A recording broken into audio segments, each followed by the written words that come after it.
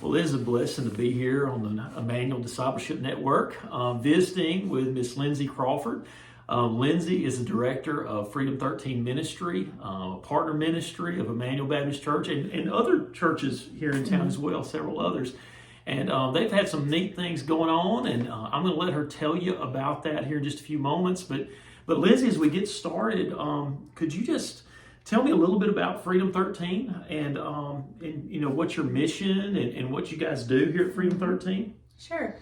Well, technically, February 2nd will make our 9th birthday, which is next week, I think. So we were founded on February 2nd, 2015, and that is really still young in the nonprofit world. And we've had to kind of figure our way out in the darkness of this world, specifically just because of the topics that we deal with. We've had to ebb, we've had to flow. And so where we are now, and this has been our mindset now for several years, is we are on mission to help rebuild dignity into the lives of those we serve. That's based on our theme verse, which is the verse that the Lord gave me as I was praying about Freedom 13, not knowing it was going to be Freedom 13. And that verse is, "For you were called to freedom, brothers. Only do not use your freedom as an opportunity for the flesh, but through love serve one another," which is Galatians 5:13, which is where the 13 comes from. That's awesome. Well, that is good. Well, I know y'all just had a huge event last weekend here in town, the Queen celebration. And so why don't you just tell us a little bit about that? Like, what happened there? What was it? You know, that sort of thing. I know some people probably seen it on social media, and a lot of folks were involved in it. So yes, well, just like Freedom 13, our very first Queen celebration was January of 2016. So we've had as many Queen celebrations as we've had years in the nonprofit world. And like Freedom 13, at the beginning, it was just, we didn't know exactly what we wanted. We knew we wanted to serve women. We didn't have any idea what to expect. And so we've grown through the years. And what has been a top priority for us here at Freedom 13 is to create a very transparent, authentic space for women, all women in our community, to be able to come and worship and experience just the physical and the emotional and the spiritual aspect of Christ. And I know that's not giving a lot of detailed information, but it's a whole day, and we really try to treat our guests as a queen for the day. But this year, our focus was on, of course, we wanted to have all the fun things with the donated items in the boutique, and that's always a fan favorite.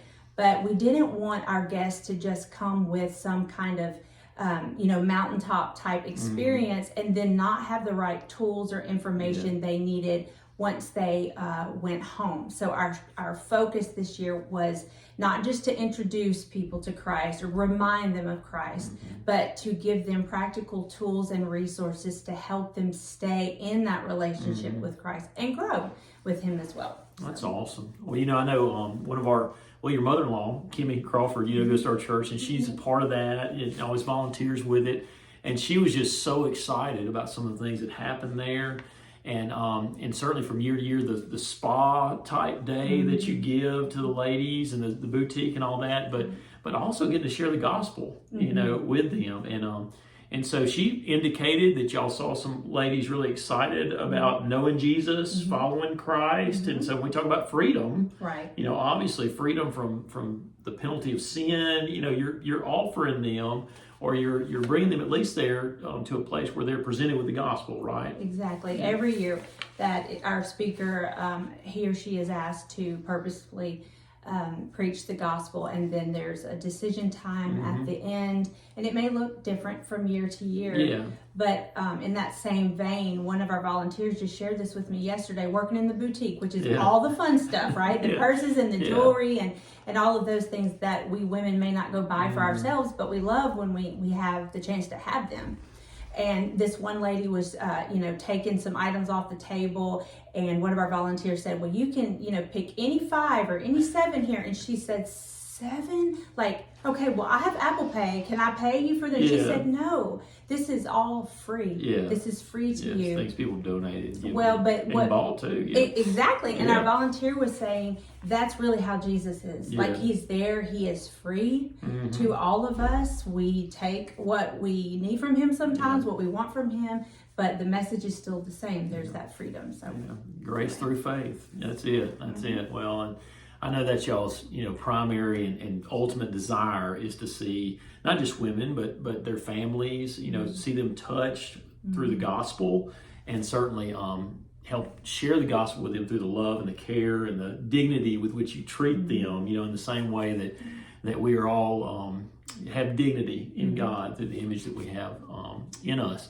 And so, I know you're past that now. We were talking about that. You're kind of, we're done with it with this big yearly event. But what are you guys doing on a on a weekly basis, on a monthly basis? What does your ministry look like throughout the year, and not just in the big events, but those kind of things?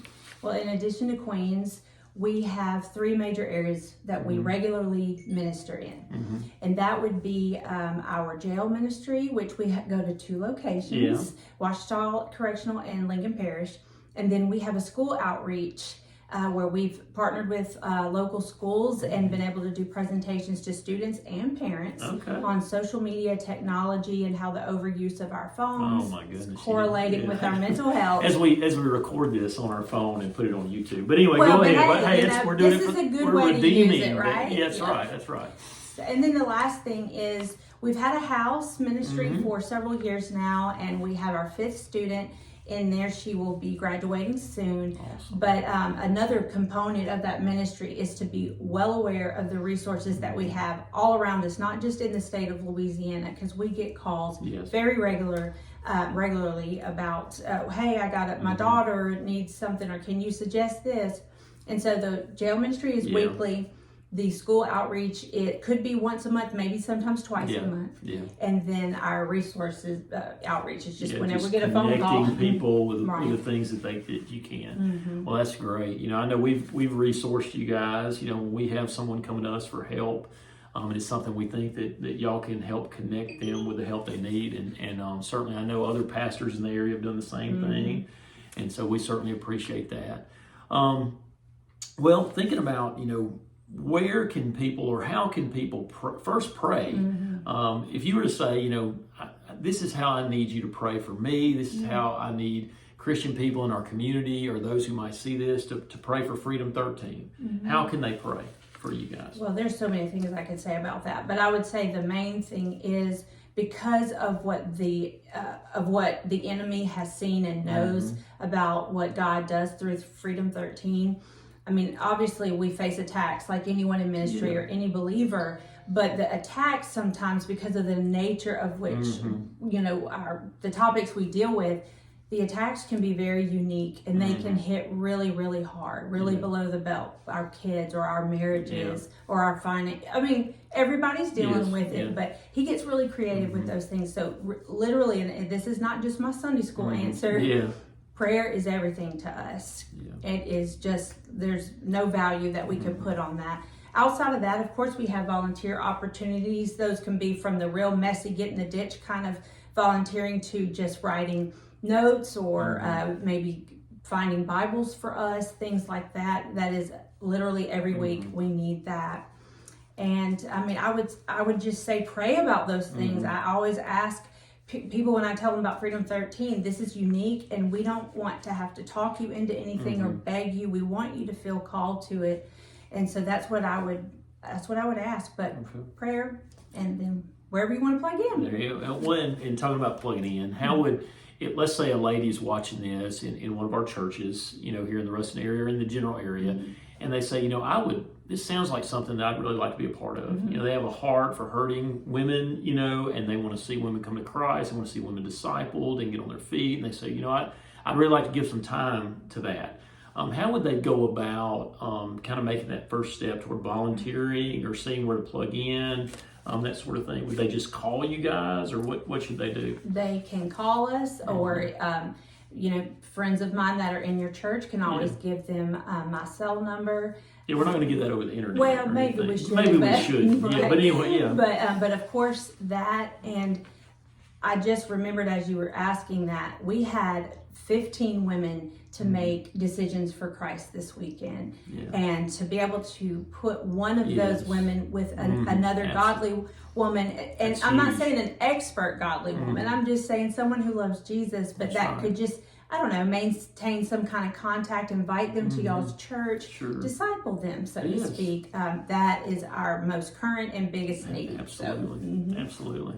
Well, when we think about connecting with you guys, certainly, we want people to be able to connect with you both for to volunteer and to come alongside you and to pray. But I know, as I'm sitting here in this office and, I see folks working here, I know there are expenses that go along with the ministry that you do. And so if someone wanted to support your ministry financially, or if there's maybe a pastor, someone in the church, how would they go about doing that? Well, if it's just a good old-fashioned donation, which we always need, they can go through our website. Y'all can go through our website, or you can, just call the office. But we are always needing Bibles, and there's a special kind or type of Bible that we're required to use when we go to jails, and we have to usually try to find the larger print because just the health of our ladies who we serve. And so those things are very costly. Bibles in general are just really expensive. So any kind of help with that would be really appreciated. And, outside of just basic needs for our house ministry and for our operating needs here, since we've gotten past Queens, that's it for now. But you can always bring us stuff for Queens through the year. Always, because we collect all year long for that. Well, we're going to link y'all's website and everything in the show description, and so if you want to know more information about Freedom 13, or you want to connect with them to either just keep up with what's going on, certainly check their website. I know y'all have a Facebook page and stuff like that and everything, so we'll there's ways to connect with them that way. But as far as as we kind of close out, one of the things that we talk about prayer and we talk about spiritual warfare, and this ministry is on the front lines in a lot of ways. We all are to do spiritual warfare. We're doing it in our own hearts, as we battle with the flesh and our desires and those things.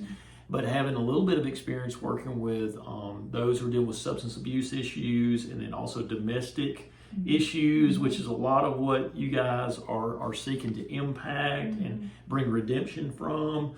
The enemy wants to hold these ladies in bondage. He wants to keep them, and in many ways their lives are tangled up because of the sin of others that have been perpetrated on them, and their own sin. And so this ministry needs your prayers. They need you to be lifting them up. Lindsey needs your prayers. Some of the things that she comes in contact with on a daily basis have their own effects on us if we're not prayed up and people aren't praying for us. I know, Lindsey, that you and your husband, y'all are very connected in your church, and you've got that support system. But I hope those of you who see this will take some time and pray, not only for them, but also prayerfully consider how you can be a part of this ministry that's right here in Ruston, based right here, but we're seeing the fruit of it just going out into all the world as these ladies go out and they go back in their communities, and as those approach them for help. So God bless you. Thank you, Lindsey, for visiting with me a little bit today. Thank you so much. And we'll put those put that website down in the show notes and description, and so you go there and check them out. Thanks.